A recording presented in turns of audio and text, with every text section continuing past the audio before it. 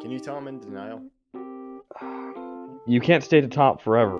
I was also very surprised when I looked at my phone and saw Joe Girardi dismissed. Well, I think mine were with common sense. I think now belongs in the all-time greats top 10. Boston, I really think only got to this point because of a guy named Chris Middleton being out for the Bucks. That power play just was unbearable. It was humming.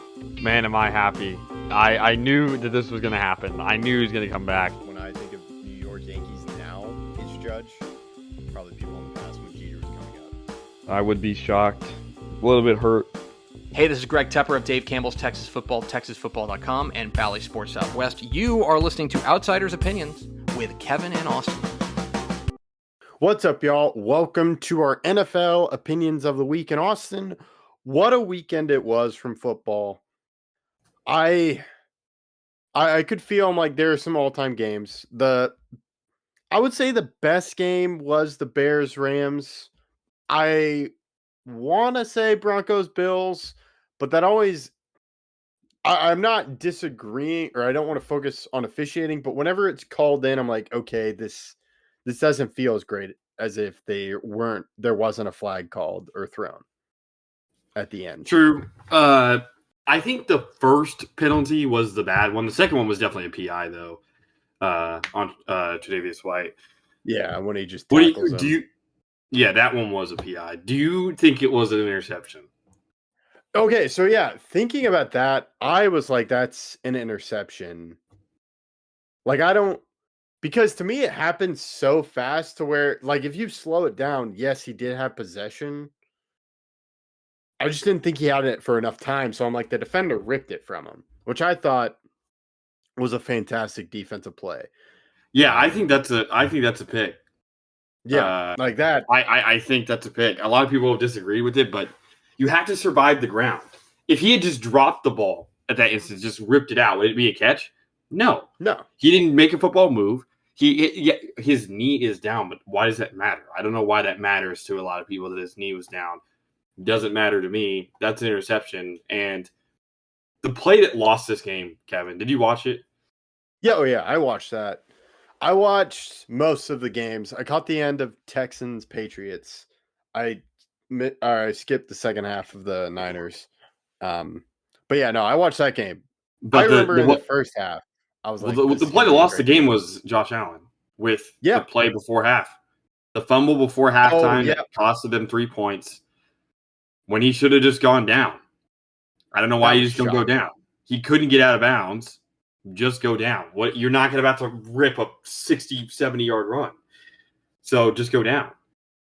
And the discourse around media is so weird because, again, I've talked about this in a lot of stuff, but a lot of people seem to only hate or only be blinded by either love or hate for their favorite player or their most hated player. But look, Josh Allen did not have a good game. I'm sorry. Like, I'm a Josh Allen. I like Josh Allen. I think that I wanted him to win this game while watching it. I wanted the Bills to win, but he didn't deserve to win this game. I mean, you can't turn the ball over 5 times and expect to win a game, especially in the playoffs. That James Cook fumble also really hurt. That was a big fumble. In the play before Josh Allen fumbled, he missed Dawson Knox for a touchdown. So, I mean, there was some big plays in this game that Josh Allen did not come to play. And now it sucks for the Broncos because Bo Nix is out for the season, but you still have arguably the best defense left. I think the best defense in the playoffs, or that was for the season, was the Texans. After that, you either go Broncos or Patriots or Seahawks. I think it's a conversation between those. But I do think that the Broncos will have some semblance of a chance next week. But again, we'll cover that in a future video. But I thought Bo Nix outplayed Josh Allen just by not turning the ball over. And while that's not necessarily the most flashy way to do it, that pass to Marvin Mims to give them the lead. To give them a 3-point lead was amazing. To make it 30-27, was an amazing pass. And I've been surprised by how good Bo Nix has played during the playoffs this year, which is only this game. But I didn't think he was that spectacular during the regular season. I watched a lot of their games.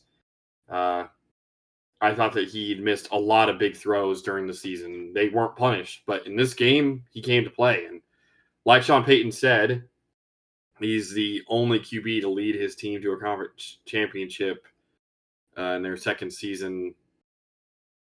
The other one's Mahomes. And now it's obviously Drake May as well because of that whole thing.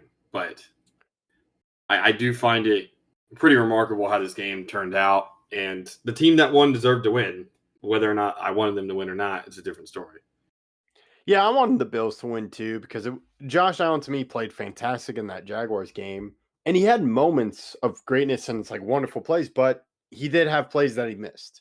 He missed Dawson Knox. And yeah, I say 4 turnovers because to me, that 5th turnover is just a great defensive play, but that's still way too many turnovers. And you can't afford to make the 5th turnover after you've made 4, is what I would say. Yes, that's a great defensive play, but at that point, that pick's not bad luck. Like I don't like when people misuse luck. Like, you've already turned the ball over that many times. You just can't afford it. Now, yeah, it was an amazing play, and I think it's funny how the Broncos just reset the Bills as a team, as an organization, because Sean McDermott got fired afterwards. Sure, they still have Josh Allen, but there's a lot of big question marks this offseason, and the expectation is always going to be Super Bowl contender because you have an MVP quarterback. They're basically in the same situation that the Ravens are in. I think the Ravens are a little bit worse because I think they're a little bit older with like Derrick Henry and some of their other big players. Also, their defense really struggled this year, whether it was injuries or otherwise. But they're in a very similar situation, which is funny because before this year, those were the last 2 MVP winners. Yep, that's right. And yeah, I think with the Bills, this was kind of viewed as the moment. You don't have that team that's caused you trouble in the previous years. Chiefs are out, and then they also lost to the Bengals one year. They're both out. And you lose to Bo Nix and the Broncos. While not to hate on the Broncos, they were an unknown team. The Bills were the most experienced team in the NFL in the playoffs. Because the Eagles... The only one I could argue is, I was going to say Eagles, because they've been to 2 Super Bowls. Yeah, but I would argue the Eagles missed a year under Nick Sirianni. Or they missed... And the Bills have been in since 2019. But I think the Super Bowl, I mean, those are just 2 extra games that you're getting. Yeah. And they've also... I'd say the Eagles are more experienced. But yeah, the Bills... In the AFC, we'll just say in the AFC. They're definitely the most experienced. And yeah, going to that experience should go like, I'm in favor of being aggressive at the end of the first half. I know Tony Romo is saying, I just need the ball. No, I'm in favor of doing that. But also don't do dumb stuff like... Once you pass the line of scrimmage, yes, you're not getting out of bounds in time. Go down. Yeah. There is no way for something good to happen there. Yes. And it reminded me, I don't know how much you remember. Do you remember the Texans-Bills game, Josh Allen's first playoff game? Yes. Remember when they were trying to come back and he does the lateral? I don't remember that play. I'll have to look back at it. There is a moment where they're driving and there's 7 minutes left in the fourth quarter. So there's enough time, even if you get stopped. But Allen just laterals the ball. Buffalo recovers it, but it was like, you didn't need to do that. That is what the end of the first half in this game reminded me, because it just looked like he was trying to make a play. And it's like, you don't need that play because you get the ball back in the second half. It'd be great, but it's not needed. And to me, he kind of reverted to kind of wanting it too much. Yeah. I think that,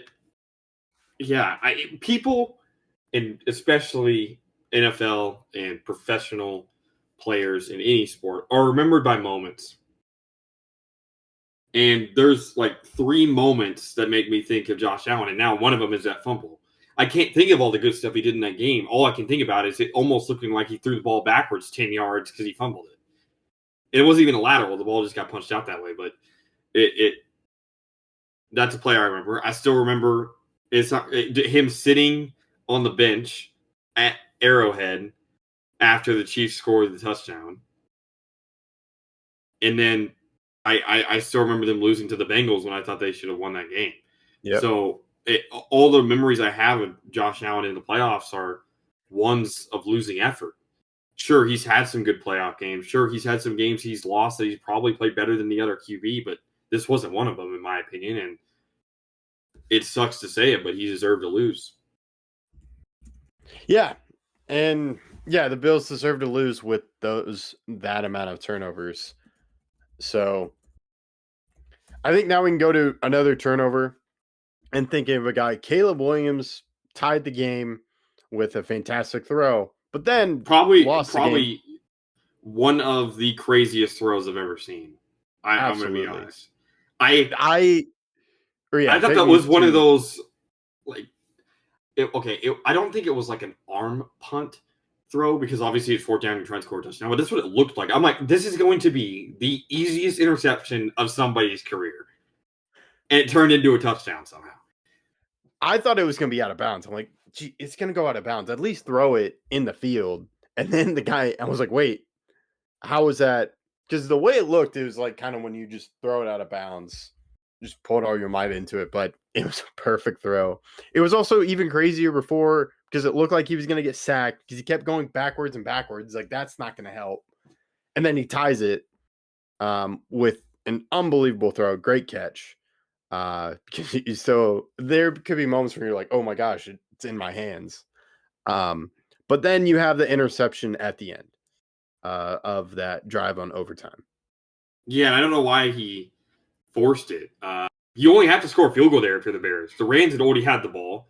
They had already not had the opportunity to go down the field, and getting the ball second in overtime is beneficial with these new rules where both teams have to get the ball.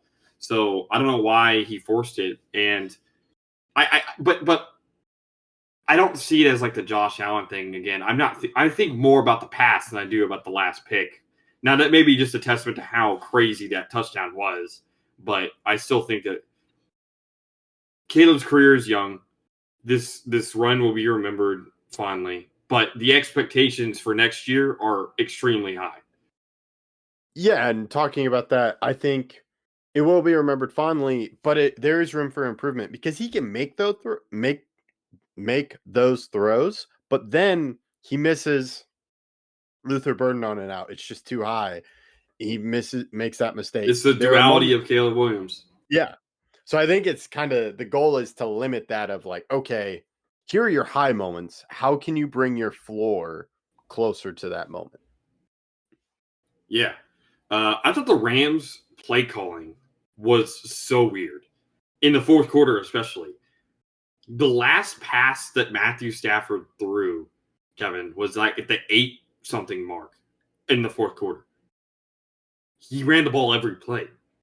It was so weird. They were running the ball with Puka on these weird plays too. It was just such weird play calling. It's almost like they wanted to give the Bears a chance to come back. When you have what's supposed to be an MVP candidate, even though he was not completing that many passes and completed under 50% of his passes, he did not play particularly well, in my opinion. But give him the ball sometimes just to make something happen. And in overtime, Stafford came through, and while he didn't play great, he played well enough to win the game, and the Rams move on. Yeah. And I think maybe the elements kind of they're just going to run the ball, and they were having a tough time protecting Stafford because they were just kept getting to him and sacking him. So yeah, they got to it though. Now they face the Seahawks to where I will say I almost wish I could have paused the Seahawks Niners game after the Broncos Bills because I'm still digesting everything that happened. And then the first play is Shaheed taking the ball back for a touchdown. Like I was like, whoa, this is way too much. Yeah. I think the Seahawks is a team to beat. They've had they had a very dominant regular season, and the Rams look very beatable, and they beat them during the regular season. We'll see, obviously, because that regular season game was absolutely insane. but they're the only team that I think looks like a Super Bowl winner at this point of the playoffs. Now, that can always change, and you just have to have a good next 2 weeks. No one cares about all the weeks that happened before this. You just have to have 2 games where you're the best team on the field, and you'll win a championship. But dominance-wise, the Seahawks have been that, and this game was just a further testament of that. And also the 49ers injuries. I mean, not having George Kittle, not having some linemen, not having Nick Bosa or Fred Warner, or so many huge names. Yeah, I mean, it was just a lot of injuries, and that's not something you want to see, obviously, in these games. But I don't know if that really determined the game. I think that the Seahawks were extremely dominant in this game. Shaheed was a great trade during the regular season. He got Kubiak, his guy that he was with the Saints. And I think that I'm extremely impressed with how this team is moving forward. It does suck that Zach Charbonnet got hurt, and so it's going to be the K9 show for the rest of the playoffs. But I was thoroughly impressed with the Seahawks' composure, and they did not let up. Yeah, and talking about that, I don't know, it was just that first quarter they put 17 points. And you talk about dominance, it feels like that dominance displayed from the Legion of Boom. Like just the game it reminded me of the most was a game that had a very similar score. It was a conference championship game led by Nick Foles against the Vikings. Do you remember this game in 2017? Okay.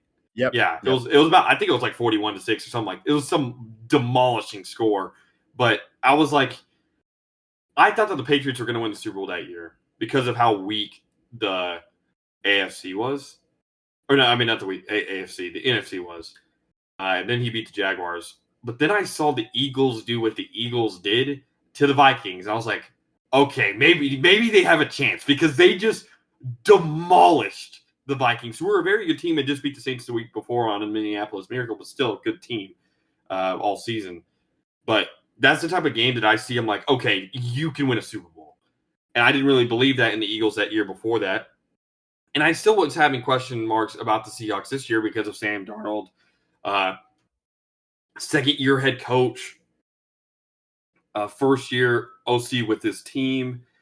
Just a lot of question marks, but this clears it up. They are a Super Bowl. I see the Lombardi as a possibility. Yeah.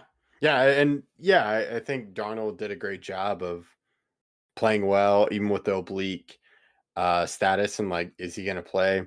So yeah, I'm very interested to see what happens in that conference championship. I think it's going to be fantastic. We'll preview that in another episode. But going to the Patriots and Texans, this is kind of, we were recording before and I was like, okay, Patriots are going to win. You're like, well, the Texans still have a chance. And it was just how it looked. The score felt much well, the Texans at that point had cut it to 5 and they had the ball. But then, I mean, they couldn't score. May gets the drive that scores a touchdown by a great catch by Kayshon Boutte. And the Patriots defense is legit. I thought that Drake May, while he did have the 2 fumbles, we're not going to count a pick before half. I hate when people say, he had 2 fumbles lost in a pick. The pick was at the end of the half. It didn't matter. It's a punt at worst, and at best, a touchdown. Like, it does not matter towards the stats. Yeah. But those 2 fumbles were huge. What were you saying? Quick interjection. Caleb Williams' first interception, they should have not intercepted it because it literally put them farther than 4th down. But that's it. Yeah. I think that picks aren't weighted properly in some instances. Like that Drake May pick should not be a pick. Like it's 0.0 out of a pick. The Caleb Williams is like a 0.1. Like it's a pick, but who cares if you're a Bears fan, right? Like who cares? Like it does not matter. Now, obviously, if it was completely different story by your own team, but the Drake May fumbles were huge, but that's just because of a testament to Daniel Hunter and Will Anderson and this entire D-line that is the best D-line in football, no question. One of the best I've ever watched. But Drake May was better just by testament of not turning the ball over as much as CJ Stroud did. And while Stroud was also getting hounded, and I do think the 4 interceptions aren't indicative of how well he played, he still played poor. And he did not deserve to win this game. And it was kind of a sloppy showing by both sides, but the Patriots were the better team. And they move on. And, I mean, how many times have we seen Broncos Patriots? And now it's Drake May versus Jarrett Stidham instead of Peyton and Brady. Yeah, and it would have been great with Nix and May because they're both second-year guys, but you do have Stidham who played for the Patriots. But yeah, it was, to me, this does cause a concern for Houston because his rookie year, Stroud was phenomenal. Second year, had a sophomore slump. I still think the O-line needs to be fixed. I think the O-line has just been dismantled by not only injuries but also trades. And while Stroud I think Stroud should still be the starter next year. And sure, there's question marks, but I think you need to give him another opportunity this next season. Yeah, I think you give him another opportunity, but I wouldn't pay him. I think you wait. I'd wait. I'm fine with that. And this is kind of where do you think about offensive coordinator? I think that I'm not saying you fire him, but I think you have to think about, okay, what can we do? Because they fired Slowick last year and brought in a new guy, and I think they're still experiencing the same problems. Yes, you do need to address O-line, but that is what stood out to me because that defense is so good that you just need a manageable offense. Like, you want to talk about best D-line, I think of that Denver Broncos defense that won that Super Bowl in 2015. Peyton Manning was not the Peyton Manning of old. He was just the guy like, okay, I know what we do. This is the checks we go to. You just need that offense. And that's probably the worst, I think, in modern times. I mean, I think he was even worse than Trent Dilfer. I mean, he threw 9 touchdowns and 17 picks on the season. I mean, that's probably the worst QB that's ever won a Super Bowl if we just look at a vacuum of that season. And that's just a testament to, obviously, I mean, it wasn't just the D-line, though. I mean, they had Akeem Talib and Chris Harris Jr. Yeah, I mean, their defense was just insane at all levels. But, yeah, something has to change on the opposite side of the ball. The run game gave C.J. Stroud no support, though, which I do think is something to note. I mean, they had to throw the ball all game because Woody Marks had 13 carries for 17 yards. So there's always more people to blame than just the QB, but I do think that Stroud played poorly. Yeah, it was tough for that offense, but yeah, overall, I would say a great weekend. The bookends were amazing, both overtime games, but I'll let you close this one out. Yeah, thank you guys for listening. Please let us know what you guys think about this divisional round and who you guys expect to win. And please catch our next video.